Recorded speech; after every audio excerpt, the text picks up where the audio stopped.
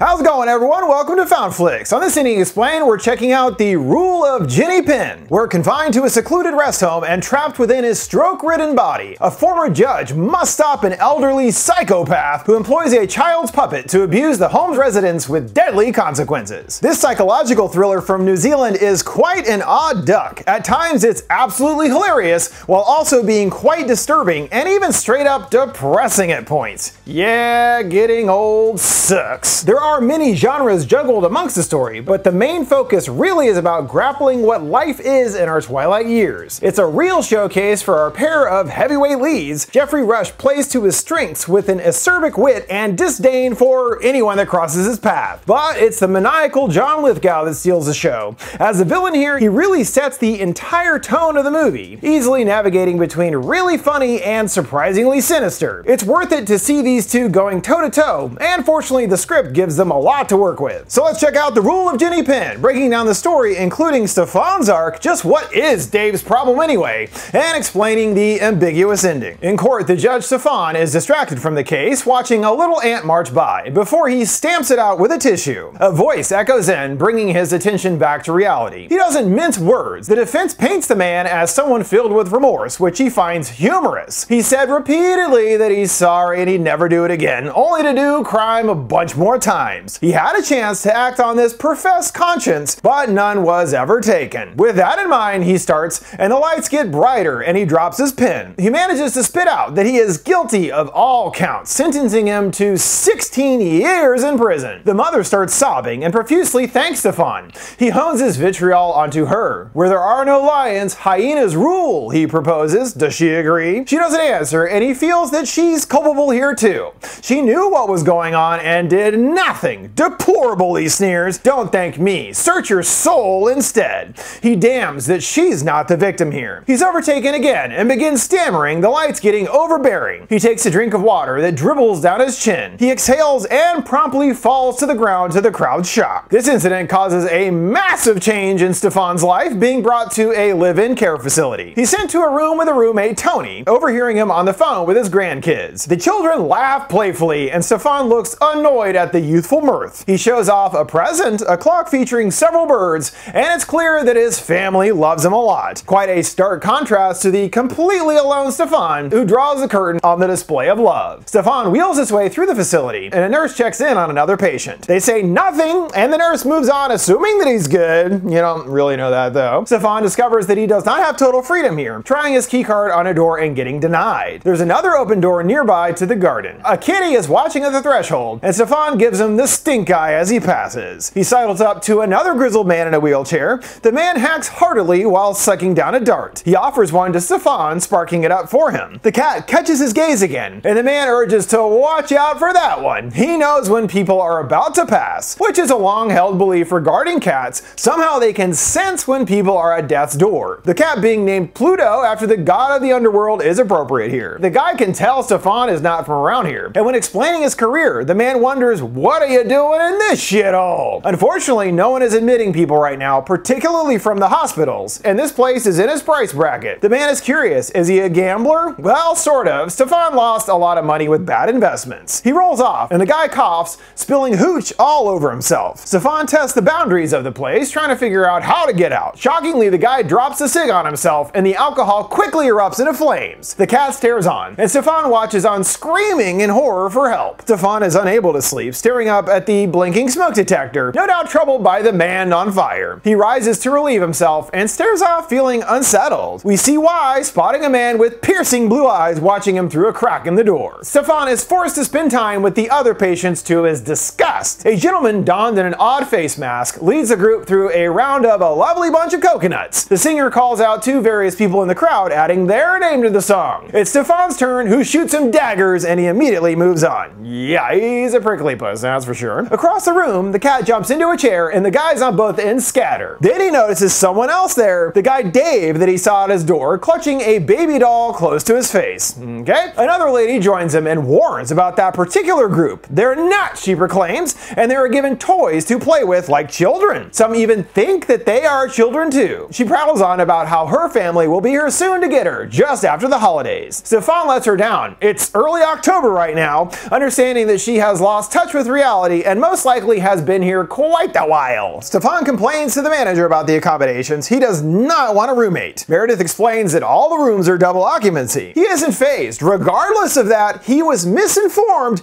and demands another room. She offers that maybe after his treatment progresses, they can put him on a waiting list. He's taken aback and it looks like he is stuck with Tony. In the meantime, she tasks him to try and make some friends at least. Stefan isn't interested. He'll be better soon and is gonna be gone. She's happy to hear that as well. This guy is kind of a pain in the butt. And well, you know, Tony did used to play rugby. Maybe they can talk about that. Stefan isn't too familiar with the sport, mostly about the players dodging rape charges. He struggles to maneuver his joystick and she tries to help. He's annoyed, slapping her away. I can do it, he grunts. It's lunchtime and several patients struggle to be fed. And then there's David scarfing down his meal. A nurse tries to take his doll Ginny Pin away to eat properly. She reaches for it and he aggressively pulls back. Another tells him that yeah, it's best to just leave that alone. Stefan is reading a book and Tony attempts to find some common ground. His daughter gave him a Tom Clancy novel and while he's not really a reader, declares it's a real ripper. He tries to remember the name and Stefan knows it easily. While he hasn't read it himself, all of Tom Clancy's books are all about the exact same thing. Stefan showing that he's quite good at breaking down Tony's normally cheery demeanor. There's a loud ringing and all the noises become amplified. The ringing stops and he's blipped somewhere else entirely. He's with a nurse trying to help him through physical therapy. He attempts to grab a coffee cup but can't quite get a grip. It doesn't help that Dave is watching TV nearby and cackling hysterically the entire time. He keeps trying and the laughter is absolutely insane. He drops the cup repeatedly and grows frustrated, slamming his hand. Later, getting scrubbed down in the tub, Stefan looks absolutely miserable. The nurse shouts for someone to grab a towel, but Stefan tells her he'll be fine on his own. I'm stronger than I look. She runs off, allowing him a brief moment of peace, or perhaps not. He dunks his head under the water along with the rest of his body. He lingers under for a while and then a hand reaches up. He tries to get a grip but cannot pull himself from underneath. Luckily, the nurse runs back to his aid, getting him to hack up the water. He's tucked in for the night and seeing Tony in bed closes the curtain separating them, wanting nothing to do with him. Late in the night, Dave is cuddling his Ginny and looking listless, so he sets out in the halls to cause some mischief. At a nurse's desk, they give him a warm greeting asking what he's up to. After some pleasantries, they tell him it's time for bed. He brings up the doll and the pair both say hello to Ginny Pin. They shove him along over to the elevator, the group back to their word game, and Dave is able to easily sneak past their supervision. He finds that same lady waiting for her family, playing with some holiday decor. She mumbles that her family will be here soon, and he reveals the truth. You've been here for years. Hello, he says to no response. He bonks her on the head with the doll, asking, is anybody home? The lady stays silent, and he wanders off unsatisfied. Stefan snorts awake, staring at the ever-beeping detector. He dons his glasses and notices Tony is wide awake and shuddering in terror. Dave is there, sitting ominously in a chair clutching a urine container. He rushes up to Tony and pours it all over his pants before leaving and slamming the door. Well, that was weird. Stefan is flustered after the encounter and tries to explain what happened to Meredith. She doesn't really listen or take him seriously at all. He wants to know what they're going to do about him, and the answer is nothing. He's a paying resident here too. She even implies that he might be making this entire thing up,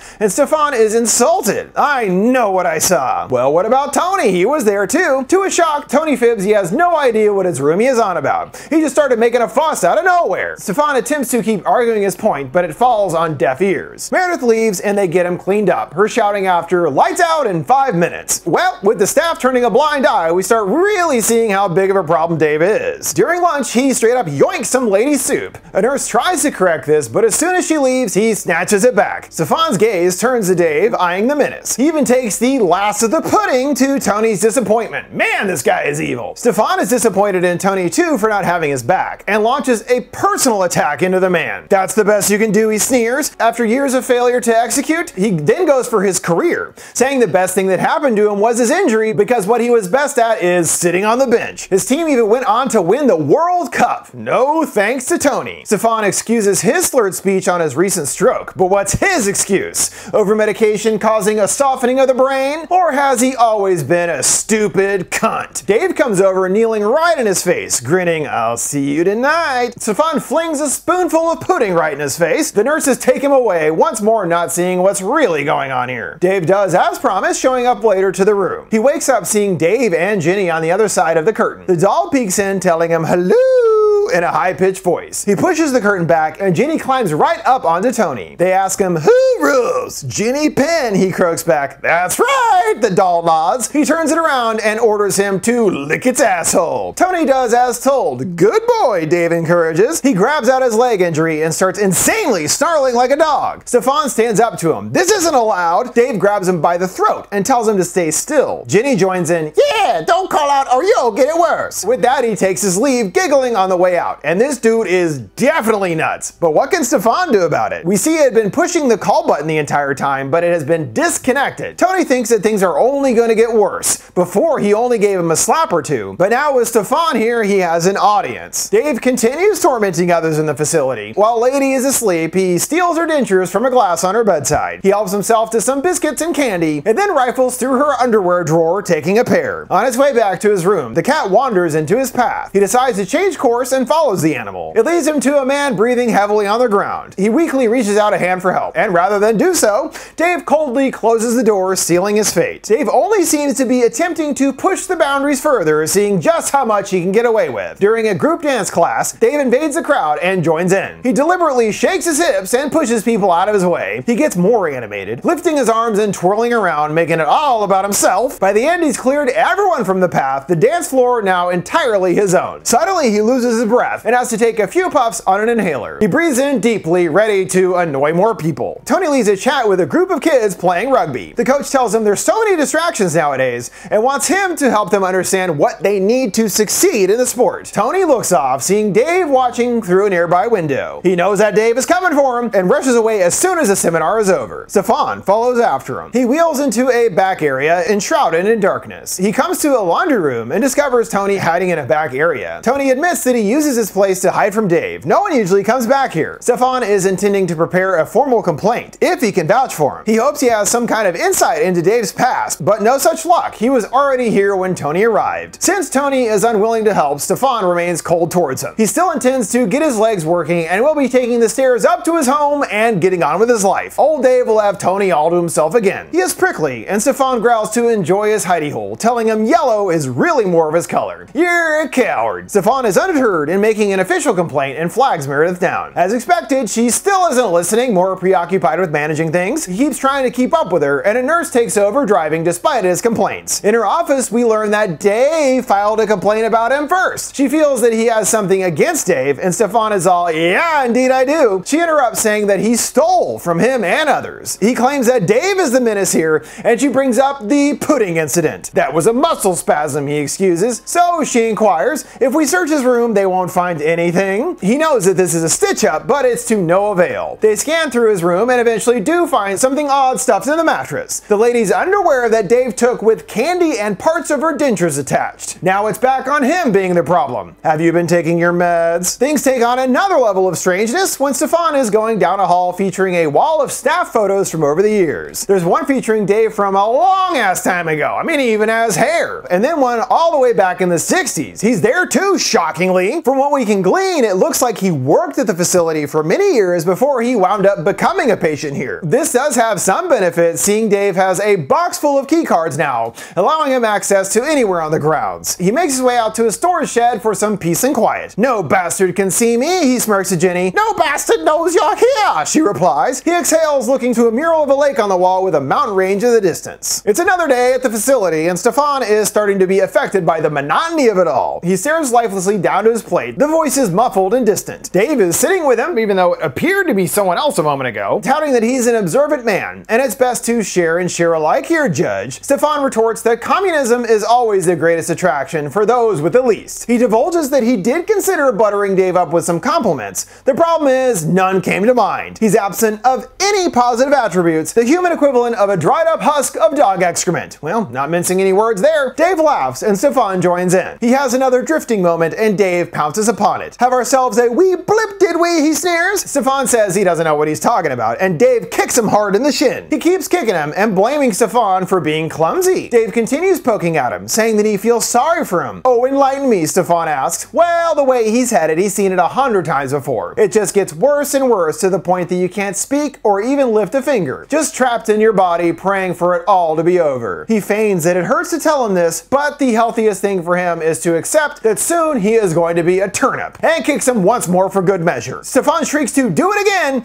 and a nurse breaks them up. She wheels Stefan away, him making a scene on the way out. Just wait until he murders me, I suppose, he shrieks. Regardless of all the insanity going on here, it does appear that Stefan's illness is progressing. He's put through several cognitive tests involving remembering 3 words. He is able to repeat them back and briefly loses it but catches himself. He tries again and this time can't remember the last word at all. And when having to ID objects, he only remembers 1. The words Chevrolet, zebra, honesty, replaying over and over in his mind. And after initially having no issue drawing a clock, now the numbers are all off the face and nearly unreadable. Clearly his symptoms are progressing. After the assessment, he's handed a pamphlet entitled The Benefit of Puppets. Oh boy. Dave's torturing continues unabated, and he's disappointed by everyone's downbeat demeanor. Luckily, Ginny has a joke at Tony's expense. What do you call a Maori on the moon? A problem. What about the entire race of Maoris on the moon? Problem solved, he cackles, to no response from the others. He does the routine with Ginny and Tony. Who rules? And of course you gotta lick the rump. He then turns to Stefan. Who rules? But he just stares on silently. It's Tony that gets the brunt of his madness, trying to find his injured leg. Stefan attempts to understand what's really going on here. What is his motivation? Something to help the sting of Daddy's belt, or perhaps it was a naughty chaplain. There has to be something that made him the way he is. Dave grabs at Tony's catheter line and starts tugging. He chuckles insanely, telling the judge he's gonna break him one day. Ginny pipes in too. Yeah, one of these days. Stefan continues trying to break through to him, but Dave isn't interested. He starts singing a body tune, knees up, Mother Brown, dancing a jig as he croons. Dave tries to assert dominance once more with Stefan, doing the whole who rules thing with the doll. Stefan spits on it, and Dave hawks a massive loogie in return. I think the doll's face changes briefly here into a scowl. If so, that's pretty hilarious. Feeling unsatisfied after that, Dave seems even more grumpy than usual. He helps himself to some milk from the fridge, spotting Pluto roaming around. He happens upon that same lady waiting for her family and sees an opportunity. He beckons her to come look out the window. She's excited. Is it her family? Yeah, Ginny tells her. They're waiting for you. They want to show her and use the doctor's card to unlock the door. Stefan discusses things with Tony. He could do something. He has friends, urging him to not be a coward. Tony recalls a story about a local weatherman who was beloved for years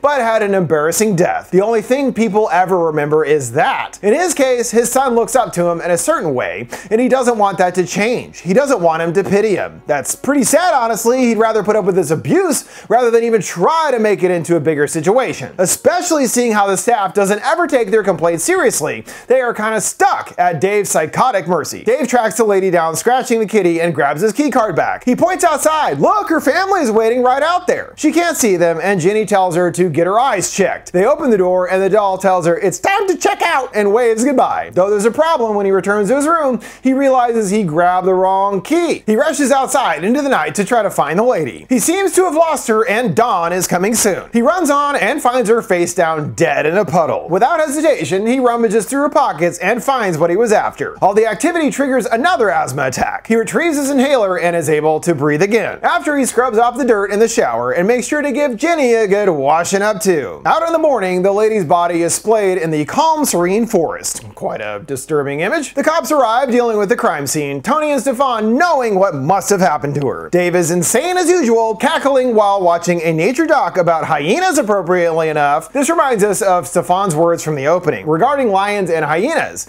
Without a lion around, the hyenas run wild. As he continues to laugh, it starts to mirror the cackle of the hyenas, making that connection clear. Now at the perimeter gate, a new lock has been installed. He looks back, seeing Dave watching as always from the window. He blips and is suddenly in a hall. I gotta get out of here, he proclaims. It's not looking too hopeful, however, as he blips with the doctor and there isn't much improvement. It's important to manage his expectations, he's told. Even the latest development, these blips are another cause for concern. Unfortunately, this is the best place for him for now. He is most likely never going to go home. Well, shit. He stares up to the ceiling and is then back in bed. At the curtain, Dave and Ginny dance around. Stefan is curious, was the Christmas lady his first kill? He smirks when you think about it. It wasn't a big splash in the pond. Stefan's mind is taken over by strange, nightmarish visions. In court, he's stamping out the ant, hearing again where there are no lions, hyenas rule. He further smushes the ant, the tissue pooling with blood. blood. On the stand, a giant Ginny is there and spins around to face him. Stefan attempts to keep his mind sharp, reading and reciting his favorite classic literature. But Tony is sick of this all the time. Screw what some old wanker says. What do you think about what's happening? Stefan is remorseful over his life choices. There was a time he imagined himself in a room full of loved ones and grandkids. He thought he deserved it as well. He isn't sure when he became this: bitter, lazy, and stupid. He forgot himself over the years and gave up on people, all in favor of his career as a judge. He's envious of Tony's family, wishing he had someone that cared about him. Meanwhile, Dave is stalking his way through the building. Everyone huddles in bed on edge as he paces through the halls. He goes to one guy's room and uses Ginny's little hand to open his mouth up. Pluto scampers by, and he finds another guy with his mouth agape. Dave enters and closes the door. Then another body is wheeled out in the morning. Geez, things sure are escalating around here. Stefan has a plan and waits for the nurse to be distracted. He slinks into the office and rifles through her purse, taking a key card. Sneaky, sneaky. As Dave is currently getting his hair washed, Stefan breaks into his room. In a drawer, he finds a photo of a shoreline reminiscent of the mural in the shed. Castle Point, sick leave, June 72, the note reads. The nurse finishes scrubbing up Dave,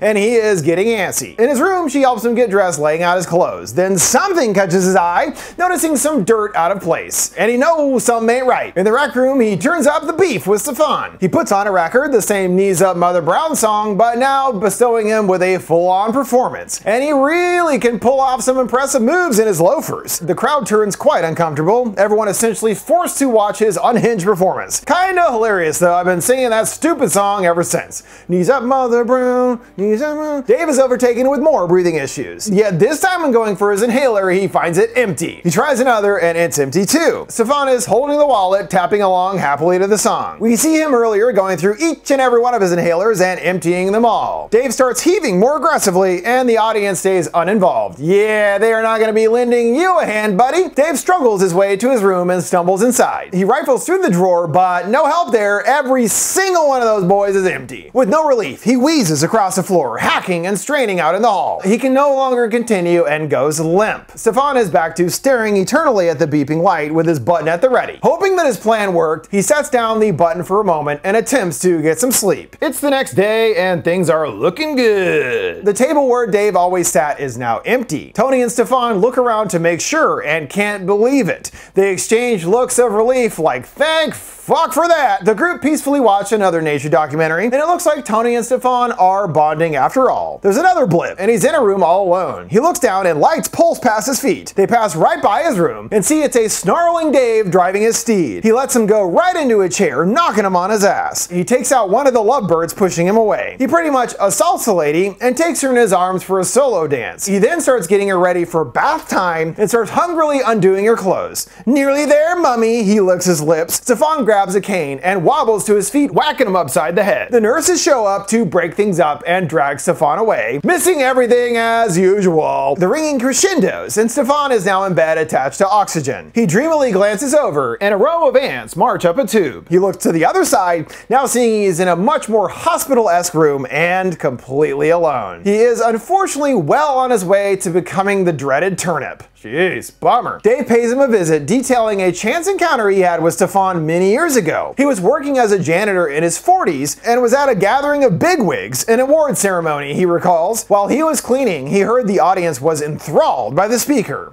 And there he saw Stefan for himself, up at the podium in a fancy jacket and holding court. He had the entire crowd in the palm of his hands. Dave remembers being quite impressed, saying, now there's a man who's made something of himself. As for his own life, at that point, it was 4 decades of nothing. Stefan actually inspired him in that moment. Of course, back then, he still had some glimmer of hope in his life. He sighs that his entire existence, he's been so bored, like looking back into an empty bin. He sums it all up. He lacks the will, the brains, and the luck even. Now, in this weird situation, he has found some advantages thanks to time, and feels it would be foolish not to take advantage of that. To finally claim the richness of experiences that have been denied to him his whole life. So essentially, Dave was a loser his whole life, and only ended up here due to circumstances. Then as he got older, he was able to assert dominance and power over the feeble patients, which he feels he was owed in a way. He really only did this because he was bored, it sounds like, at least initially. Of course, he's more than lost his marbles by now. Dave turns once more to a beaten down Stefan and requests to know, Who rules? Ginny Pin, he gives in. Of course, now you gotta lick the booty hole. Go on, he urges, or else he'll break the other half of his body. Stefan does as told, and Dave is quite pleased. He has finally broken him. That wasn't so hard, he smirks. A sign catches Dave's eye that he appreciates. We don't stop playing because we get old. We get old because we stop playing. Too right, he agrees. How odd that in this place that he is so full of life. Things get weird as a massive Ginny head appears. Dave lifts the real one up to Stefan's side, waving the little arms. The song becomes distorted and things go all twirly-whirly upside down. Back in the rec room, Dave dances freely with his one true baby love. The group doesn't even seem to care except for Tony. It's back to soup-stealing business for Dave, but that all changes when shockingly Stefan is brought back in. He is looking quite out of it, but Tony is impressed. He's tougher than he looks. Finally, Tony is ready to take a stand against Dave and stomps over to him performing a passionate haka. He loses his breath and is unable to finish. The nurse is escorting him away. Stefan is still glazed, soup dribbling down his chin,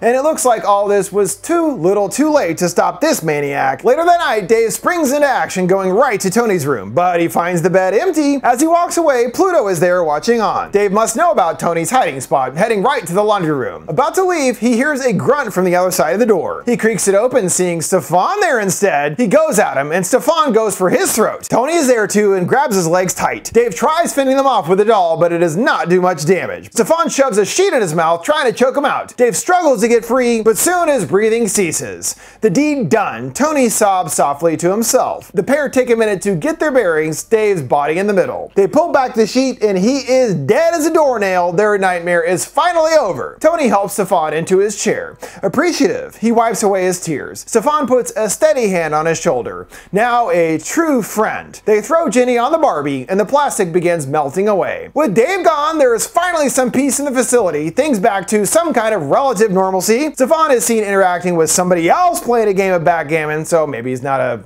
total asshole anymore. He peers down and Pluto is there staring at him and licking his chops. The time is, a voice starts before abruptly being cut off. We focus on the doll starting to smolder and smoke pours through the eyes. The rule of Ginny Pin is truly over. We know that Dave is gone for sure, but what's the takeaway with Stefan and Pluto at the end? Does it mean that his time is coming soon? I think that unfortunately is what they are telling us here, as Pluto has been accurate about whose time is up next. We also saw how Stefan's illness was progressing unrelated to Dave's lunacy, but even if his life is drawing to a close, it's a more bittersweet outcome. There's different kinds of remorse and longing from each of our trio looking back at their lives, how they see themselves and regrets over the choices they made. Is it too late to make a change? We see through this experience that Stefan has become quite a different person. It really has been a transformative experience for him. In particular, his relationship with Tony. At first he was bitter and jealous and wanted nothing to do with him. Then by the end they worked together to take out Dave, and thanks to this are bonded for life. I mean, they did kill a guy. The point being that Stefan was able to face all those long moldering resentments even in his late stage of life and make a positive personal change. Yes, his life is certainly coming to a conclusion, but he was able to still make it into something much more meaningful. Even just the impact of Dave not being around anymore means the entire group is free of his wrath as well. So really it did have a big impact even beyond the personal one. That'll do it for this inning explained for the rule of Ginny Pin.